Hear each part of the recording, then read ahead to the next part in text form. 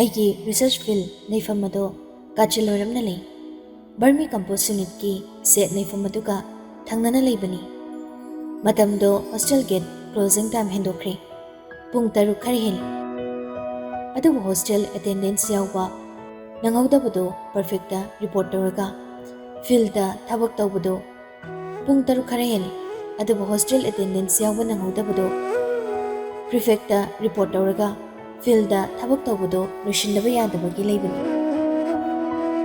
ꯏꯇꯣꯝꯇ ꯅꯠꯇꯦ, ꯊꯪꯅꯕꯒꯤ ꯐꯤꯜꯗ ꯍꯣꯔꯇꯤꯀꯜꯆꯔ ꯗꯤꯄꯥꯔꯠꯃꯦꯟꯠꯀꯤ ꯏꯃꯥꯟꯅꯕꯤ ꯑꯃꯁꯨ ꯏꯁꯤꯡ ꯆꯥꯏꯔꯤ꯫ ꯑꯩꯅ ꯑꯩꯒꯤ ꯇꯤꯜꯍꯧ ꯄꯥꯝꯕꯤꯗꯣ ꯗꯦꯁꯇ꯭ꯔꯛꯇꯤꯚ ꯄ꯭ꯂꯥꯟꯠ ꯁꯦꯝꯄꯜ ꯂꯧꯅꯕꯒꯤꯗꯃꯛ ꯈꯔ ꯐꯨꯛꯄꯅꯤ ꯍꯣꯁꯇꯦꯜꯗ ꯄꯨꯈꯤꯒꯦ ꯍꯥꯏꯗꯨꯅ꯫ ꯀꯗꯣꯝꯗꯒꯤꯅꯣ?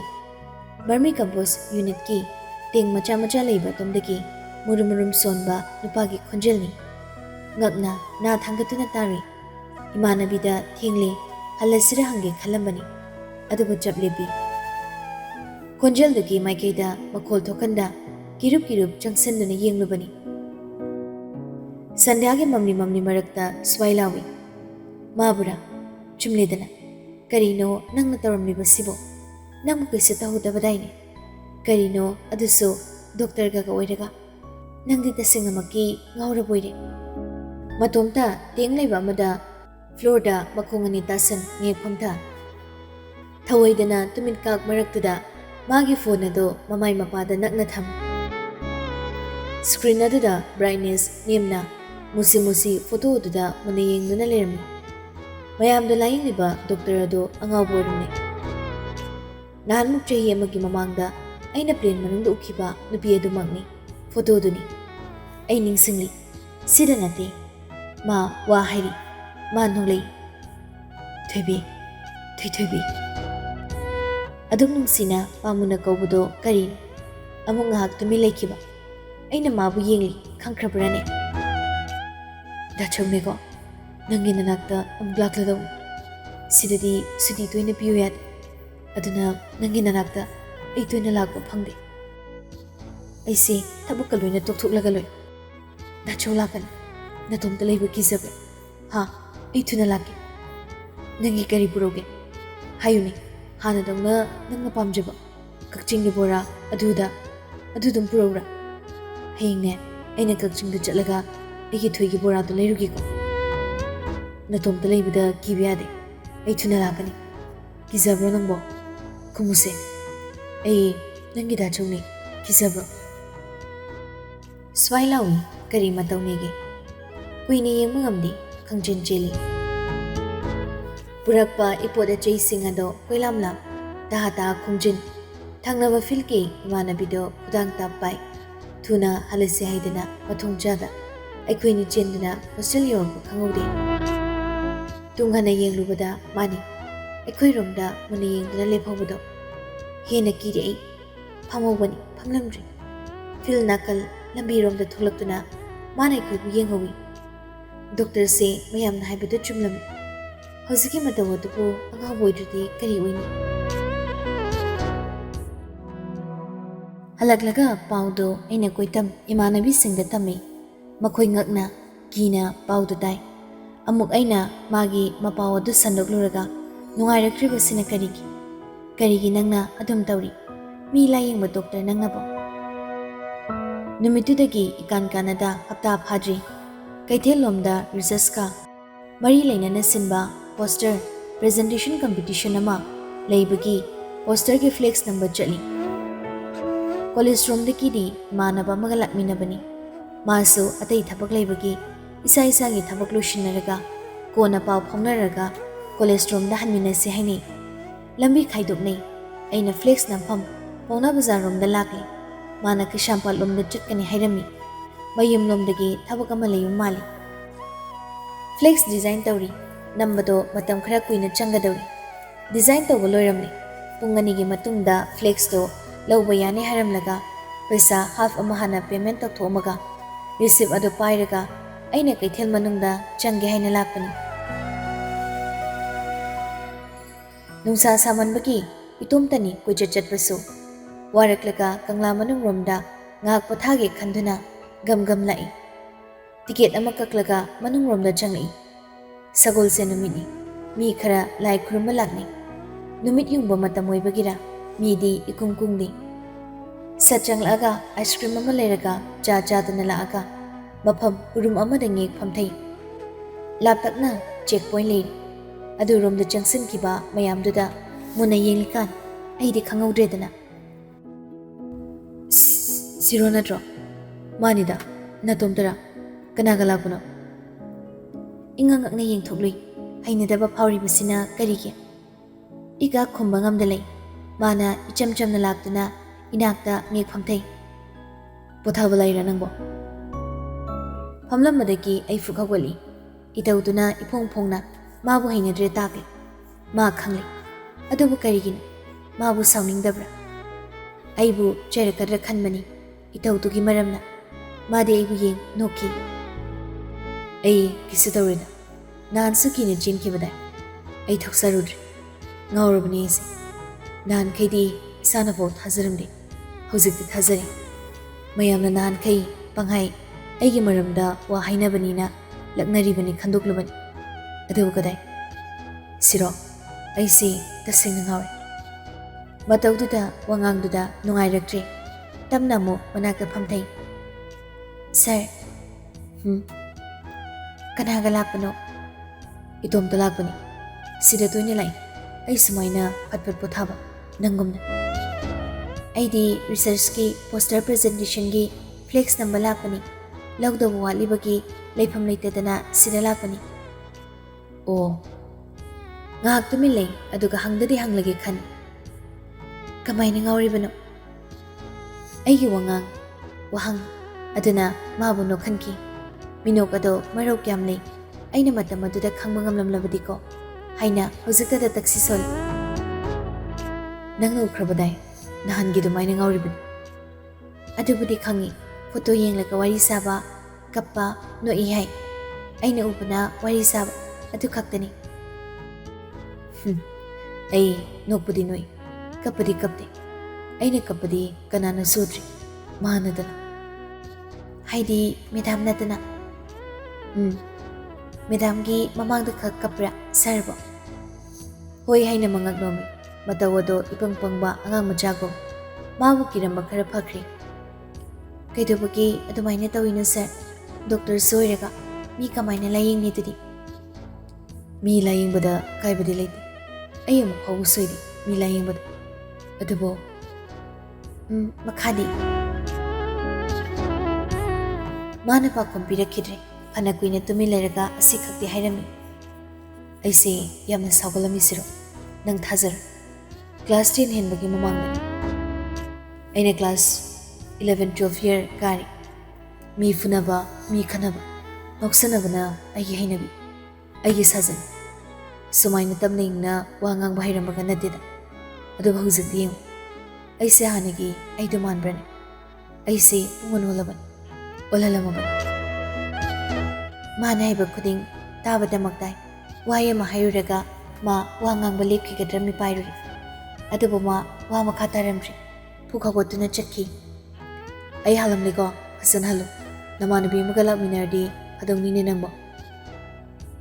Makhadi kadai. Makhale helamri. Khangning bawana khangalamri. Gate room da ma thokidi. Aina laptakna matungina duna yengli. Cycle ama wairaga thauduna phana sangna laklaga fort leiba domda ma chatki. Achikpa amaiba maibi singi leifam adom asongba narak mungsuk leiba adomdani. Aina sum matungini cycle chaka WW on. Laptaka ubani mabu yenglubani. Ngek narak amada phongki. Khanbadu magthogli. Tasingna doctor asi ngawraboireko. Walletagi photo do lagthoki. Handang amuk magi nupigi photo do oina pura wallet manungdagi lagthoki. Makhuna paiki komli. Makhoto ningni laikiba manga pulap nontha. Aduk tonba matawado. Mabu murum son kibra. Mabu wangang kibra. Matung othoktuna laikibana. Aina khanglude tarude. Mabu kaplibra. Nupi sibu kanan. Asimadi aina khangi. Nupi eduna mabu ngahonbani. Ngahonlibani. Ngahon kidra.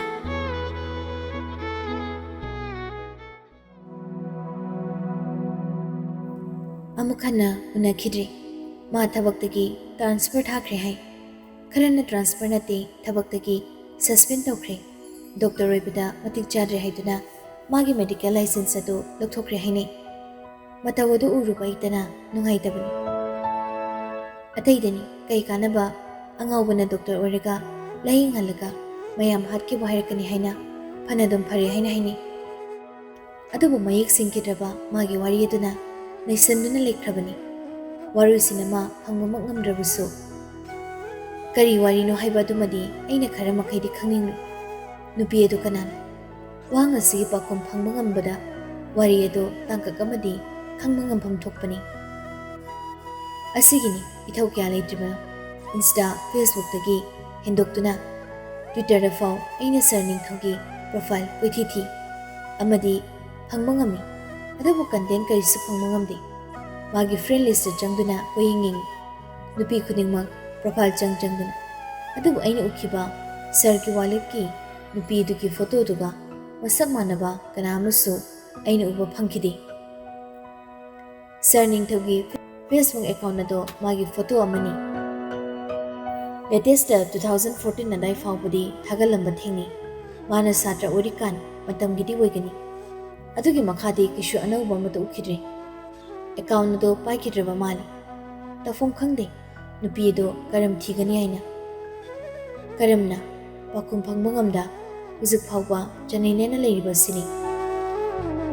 MSc ꯂꯣꯏꯁꯤꯜꯂꯛꯄꯒꯤ thesis ꯏꯅꯕ ꯍꯣꯠꯅꯕ, seminar ꯄꯤꯅꯕ ꯍꯣꯠꯅꯕ, research paper ꯐꯣꯡꯅꯕ ꯍꯣꯠꯅꯕꯗ ꯏꯁꯥꯁꯤ ꯊꯕꯛ ꯆꯤꯟꯃꯟꯈꯤꯕꯅ sir ꯅꯤꯡꯊꯧꯒꯤ ꯋꯥꯈꯜ ꯀꯥꯎꯊꯣꯛꯄ ꯉꯝꯃꯜꯂꯨꯏ꯫ Thesis ꯏꯕ ꯂꯣꯏꯁꯤꯜꯂꯤ 2024ꯒꯤ ꯖꯨꯂꯥꯏꯗ꯫ ꯊꯕꯛ ꯈꯔ ꯀꯣꯝꯂꯛꯄꯒ ꯃꯄꯥ ꯆꯥꯅꯕꯁꯤ ꯅꯤꯡꯊꯧꯒꯤ ꯑꯅꯧꯕ ꯃꯄꯥꯎ ꯑꯃꯗꯤ ꯇꯥꯅꯤꯡꯏ꯫ ꯌꯥꯝꯅ ꯇꯥꯅꯤꯡꯍꯟꯕ ꯃꯥꯒꯤ ꯋꯥꯔꯤ ꯑꯃ ꯑꯣꯏꯈ꯭ꯔꯕꯅꯤ꯫ ꯐꯪꯕ ꯑꯗꯨꯈꯛ ꯐꯪꯕ ꯉꯝꯈꯤꯗꯦ꯫ ꯑꯁꯨꯝꯅ ꯑꯁꯨꯝ PG ꯂꯣꯏꯔꯝꯗꯥꯏ ꯏꯃꯥꯟꯅꯕꯤ ꯃꯌꯥꯝ ꯑꯃ ꯌꯨꯝꯗ ꯑꯃꯨꯛ ꯆꯠ ꯑꯃꯒꯤꯗ ꯑꯃꯨꯛ ꯆꯠ ꯀꯣꯏꯂꯥꯡ ꯂꯥꯡꯏ꯫ PhD ꯇꯧꯅꯤ ꯈꯜꯂꯤ, ꯑꯗꯨꯕꯨ ꯑꯦꯟꯇ꯭ꯔꯥꯟꯁꯀꯤ ꯑꯦꯛꯖꯥꯝꯒꯤ ꯂꯥꯏꯔꯤꯛꯇꯤ ꯍꯟꯗꯛ ꯃꯇꯥꯡꯁꯤꯃꯗꯤ ꯃꯅꯥ ꯑꯃ ꯄꯥꯕ ꯅꯠꯇ꯭ꯔꯦ꯫ ꯀꯔꯝ ꯊꯣꯛꯂꯒꯕ ꯑꯉꯧꯗꯕ ꯇꯥꯔꯦ꯫ ꯅꯨꯃꯤꯠꯇꯣ ꯃꯣꯏꯔꯥꯡꯂꯣꯝꯗ ꯍꯥꯏꯊꯩ ꯑꯩꯈꯣꯏ ꯄꯨꯂꯞꯅ꯫ ꯏꯃꯥꯟꯅꯕꯤ ꯄ꯭ꯂꯥꯟ ꯄꯦꯊꯣꯂꯣꯖꯤ ꯗꯤꯄꯥꯔꯠꯃꯦꯟꯗ ꯂꯩꯕꯤ ꯑꯃꯒꯤ ꯌꯨꯝꯂꯣꯝꯗ ꯆꯠꯄꯅꯤ꯫ ꯆꯥꯛ ꯇꯣꯛꯂꯒ ꯂꯣꯛꯇꯥꯛ ꯆꯠꯅꯤ ꯌꯥꯌꯥ ꯂꯥꯡꯏ꯫ ꯃꯣꯏꯒꯤ ꯃꯌꯨꯝꯗꯣ ꯈꯔ ꯄꯤꯛꯄꯒ ꯃꯥꯒꯤ ꯀꯥꯗ ꯂꯩꯔꯝꯕꯗꯒꯤ ꯌꯥꯝꯅ ꯁꯥꯏ ꯍꯥꯏꯗꯨꯅ ꯁꯦꯂꯤꯡ ꯐꯦꯟ ꯄꯥꯟꯕ ꯃꯥꯒꯤ ꯃꯕꯨꯡꯒꯤ ꯀꯥꯔꯣꯝꯗ ꯑꯩꯈꯣꯏ ꯁꯪꯒꯨꯗꯨ ꯌꯥꯌꯥ ꯂꯥꯡꯗꯅ ꯆꯪꯁꯤꯜꯂꯨꯏ꯫ ꯃꯕꯨꯡꯗꯨꯗꯤ ꯂꯩꯔꯝꯗꯦ, ꯑꯗꯨꯅ ꯏꯅꯤꯡ ꯇꯧꯔꯤꯕꯅꯤ꯫ ꯀꯥꯆꯤꯜꯋꯥꯏꯗ ꯊꯥꯔꯤꯕ ꯁꯥꯏꯠ ꯇꯦꯕꯜ ꯃꯌꯥꯗ ꯉꯦꯛ ꯐꯝꯃꯤ꯫ ꯀꯣꯏꯂꯩ ꯂꯩꯗꯨꯅ ꯇꯦꯕꯜ ꯃꯊꯛꯇ ꯂꯩꯔꯤꯕ ꯂꯥꯏꯔꯤꯛ ꯃꯌꯥꯝꯗꯨ ꯌꯦꯡꯂꯨꯕꯗ ꯐꯣꯇꯣ ꯐ꯭ꯔꯦꯝ ꯑꯃ ꯀꯨꯛꯎꯔꯨꯔꯦ꯫ ꯍꯜꯂꯞ ꯍꯟꯅ ꯌꯦꯡꯂꯨꯕꯗ, ꯃꯨꯟꯅ ꯑꯃꯨꯛ ꯌꯦꯡꯂꯨꯕ, ꯍꯩꯃꯥ ꯁꯔ ꯅꯤꯡꯊꯧꯗꯨ ꯅꯠꯇ꯭ꯔꯥ? ꯃꯥꯒꯤ ꯐꯦꯁꯕꯨꯛꯇ ꯊꯥꯒꯠꯈꯤꯕ 2014ꯒꯤ ꯐꯣꯇꯣ꯫ ꯃꯥꯅ ꯅꯍꯥꯟ ꯑꯣꯏꯔꯤꯀꯥꯟꯗꯨꯒ ꯃꯥꯟꯅꯔꯞ ꯇꯧꯕ ꯑꯃ ꯌꯥꯎꯏ, ꯃꯨꯟꯅ ꯌꯦꯡꯁꯤꯜꯂꯨ꯫ ꯗꯥꯏꯅꯥ, ꯅꯣꯏ ꯗꯗꯥ ꯑꯁꯤ ꯗꯣꯛꯇꯔꯔꯥ? ꯍꯥ? ꯅꯠꯇꯦ, ꯏꯟꯖꯤꯅꯤꯌꯔꯅꯤ꯫ ꯁꯤ ꯌꯦꯡꯉꯨ ꯂꯥꯎ, ꯀꯩꯅꯣꯝ ꯎꯠꯄꯤꯒꯦ꯫ ꯀꯩꯅꯣ? ꯁꯤ ꯑꯩꯈꯣꯏ ꯁꯔ ꯅꯤꯡꯊꯧꯗꯨ ꯅꯠꯇ꯭ꯔꯣ? ꯀꯅꯥꯅꯣ? ꯑꯁ ꯑꯩꯈꯣꯏ ꯗꯣꯛꯇꯔ ꯑꯣꯏꯔꯝꯕꯗꯣ꯫ ꯏꯁ ꯑꯉꯥꯎꯕꯗꯣ꯫ ꯑꯁ ꯃꯨꯟꯅ ꯌꯦꯡꯉꯨ, ꯃꯥ ꯅꯣꯏ ꯗꯗꯥꯒ ꯇꯤꯟꯅꯩꯔꯣ? ꯅꯪ ꯅꯍꯥꯟꯈꯩ ꯁꯤ ꯎꯗ꯭ꯔꯣ ꯅꯌꯨꯝꯗ ꯂꯩꯔꯝꯃꯤꯁꯦ? ꯀꯥꯏ ꯁꯤꯕꯨ ꯃꯁꯛꯁꯦ ꯃꯥꯟꯅꯅꯦ? ꯃꯥꯅꯤ, ꯃꯥꯅ ꯅꯍꯥ ꯑꯣꯏꯔꯤꯀꯥꯟꯒꯤꯅꯤ꯫ ꯗꯥꯏꯅꯥꯗꯣ ꯅꯣꯛꯈꯤ꯫ ꯑꯦ ꯅꯪꯗꯤ ꯀꯃꯥꯏꯅ ꯈꯪꯉꯤꯕ? ꯌꯥꯝ ꯈꯪꯂꯝꯃꯤꯅ꯫ ꯐꯦꯁꯕꯨꯛꯇ ꯊꯤꯕꯅꯤ꯫ ꯃꯥ ꯉꯥꯎꯔꯦ ꯉꯥꯎꯔꯦ ꯍꯥꯏꯅꯕ ꯃꯇꯝ ꯑꯗꯨꯗ ꯈꯪꯅꯤꯡꯗꯨꯅ ꯌꯦꯡꯉꯤꯅꯤ꯫ ꯅꯍꯥꯟꯃꯨꯛ ꯑꯩꯈꯣꯏ ꯃꯌꯥꯝ ꯄꯨꯟꯅ ꯌꯦꯡꯃꯤꯟꯅꯩꯗꯨꯗꯤ ꯅꯪ ꯌꯥꯍꯧꯗ꯭ꯔꯣ? ꯑꯣ ꯁꯤꯁꯦ ꯃꯥꯜꯂꯤꯅꯦ꯫ ꯅꯣꯏ ꯗꯗꯥꯗꯤ? ꯀꯩꯅꯣ ꯃꯤ ꯑꯥꯗ ꯂꯩ꯫ ꯁꯤꯗꯩ ꯊꯕꯛ ꯆꯠꯄ ꯂꯦꯞꯄꯤ, ꯀ꯭ꯋꯥꯇꯔꯗ ꯂꯩꯌꯦ꯫ ꯀꯣꯜ ꯑꯃ ꯇꯧꯔ ꯍꯪꯉꯨꯅꯤ꯫ ꯀꯩꯅꯣ ꯃꯤ ꯊꯕꯛ ꯆꯠꯂꯝꯒꯅꯤꯕ꯫ ꯍꯪꯗ ꯍꯪꯉꯨꯃꯤ, ꯅꯪ ꯈꯪꯗ꯭ꯔꯣ ꯃꯥꯅ ꯀꯃꯥꯏꯅ ꯉꯥꯎꯈꯤ ꯍꯥꯏꯗꯣ? ꯅꯨꯄꯤ ꯑꯃ ꯃꯥꯅ ꯑꯗꯨꯝꯅꯦ ꯐꯣꯇꯣ ꯌꯦꯡꯂꯒ ꯂꯩꯕꯗꯣ ꯃꯥꯒꯤ ꯀꯅꯥꯅꯣ? ꯅꯣꯏ ꯗꯗꯥꯗꯤ ꯈꯪꯂꯝꯒꯅꯤ, ꯍꯪꯉꯨ ꯍꯥꯏ ꯋꯥꯅꯤ꯫ ꯋꯥꯗꯣ ꯁꯦꯔꯤꯌꯁ ꯇꯥꯁꯟꯈ꯭ꯔꯦ꯫ ꯗꯥꯏꯅꯥꯅ ꯀꯣꯜ ꯇꯧꯕꯗ ꯃꯕꯨꯡꯅ ꯄꯥꯏꯔꯛꯇ꯭ꯔꯦ꯫ ꯆꯥꯛ ꯆꯥꯔꯦ, ꯀꯣꯏꯕ ꯆꯠꯂꯤ, ꯑꯗꯨꯕꯨ ꯅꯨꯡꯉꯥꯏꯐꯝ ꯑꯃ ꯏꯈꯪ ꯈꯪꯗ꯭ꯔꯤꯕꯁꯤꯕꯨ ꯀꯔꯤ ꯃꯔꯝꯒꯤꯅꯣ? ꯋꯥꯗꯨꯃꯁꯨ ꯈꯪꯕ ꯉꯝꯗꯗꯨꯅ ꯂꯥꯛꯂꯤ꯫ हप्ता अमुक लेरगा दाइना हॉस्टेल दा लागा मैम चाक चामिन्नबदा असुम निंगसंगलक्तुना हाई क्लास 11 12 दा कोई दादागा सर निंगथौइगा स्कूल तमिन्नरे हाई अदा कापखिबा फोटोनी अदे दो उनखिद्रे सर निंगथौदो यामना ngौसने हाइगो वादो मरी मरी दाइना की वारीदो कयामना नुंगाइखिबनो हो स्कूल लाक्पगी मयुमदगी हेक थोलक्पगने मी फुनाबा हवी mayumsu nungai maledum mama mapana warak ngamdutuna upai litabagine adum sasan thadok patongna mas thadogala ai adeidi makhadi kainu chaksem tu chagi mi noina sum charaga aina angawbudugi wari sum lileyu hairo aina phat samjili mayam chak chaba chadaba ngaglipsi daina gi wari se loira chaseba insang ngaw bahapa baldu salaksili nag yaw lang yare se maga yana daba magi school punba allanga batchmate na masing thingam dana ga lei hai sawan bada prang prang sawi akhoi da ga so amukti phuna ki hai school da ate ko hekta school da ga changlak da bi lambi da lambak da matang kra thanar ga ne mi phugai ni hai matom tana mi mari manga ga ne phudali hai ade mi na maku da ne thugai birami su haiba sidanate school da so mi funabagi ngoksinabagi principal na sathi na toina phudha mali upai lorukradana magi baba do khangam dadana school da lagane mayam mangda sarning thoki makutna mahikta thudi maming phajana chali hai ngoksinabada mayam tumin leine asem oridra wari ase asum tawbo hongnabra mana nung maharamiko kanglada siro ise ngoksanaramiam nungtigi makok khra kai makong khra sok mamai khra kai I taragada lei kanagi mi loin magna masikina baga kaina daga ozaga ne phudat pine hekta adugane moi school da mana class 12 ka bada class 9 ka bi junior amana mana pamra mali nupi angang ado mana koidan tanaraga kui nupi duna kidana yabani ahanbada aduga nupi duna asingki sardo ngoksinazarasanu laikti dum hai adai yamnasu mabuk phayena nungsibirakla mali adai pura sarning those onkhri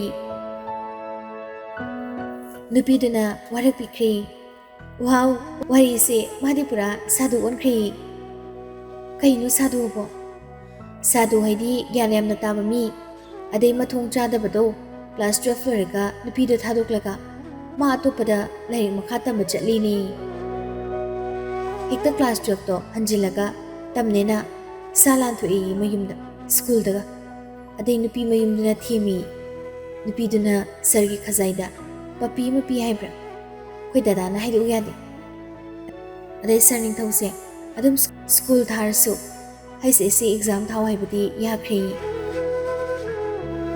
koi dada na haiba sir se masagi sohandagi like dum haizaba medical exam fresher da phawi hai nupi duna ne doctor oiba pami haibadi ko hekta tha kyan tumba jawa kaw khai laik ma the hai mukut thude mba sir gi baba duna laik pa mandaba sida na ba yaw batare sir se koi kham bada mayum da muk lan macha thui hai nungningra mai wari se mayam pulap noi wari duna ka holi thaina ge dugumba nupa na ha do hojing angau bani kamdongna wahang asibu ka honki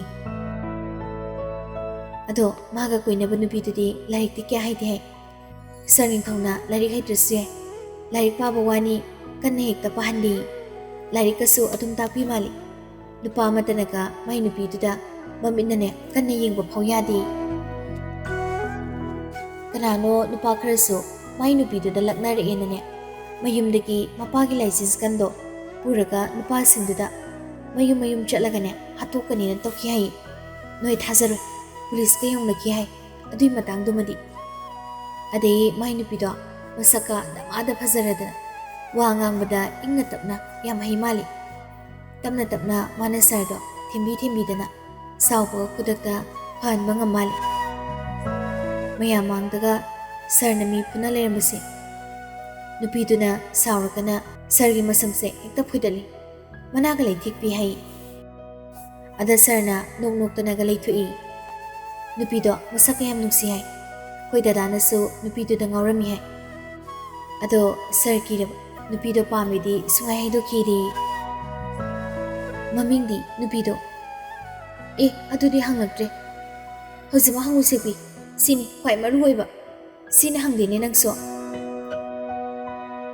अदुबु इराइलाइना दाइनागी मबुंगना नुपीदुगी ममिंगदो काउख्रे hi sir निंथौगा मागा हौजिकसो पाउ फाउनबो ngमखिद्रे अतै कनागसो निंथौगा लोइना खिद्रे हाय हौजिक मा कमदौरी मखोइना खंगबो नते sir निंथौगी मयुमना कदोमदा करिनो असुक याम ज्ञान ताहंदबा वारी असिना अइबु कयादे वहालिबनो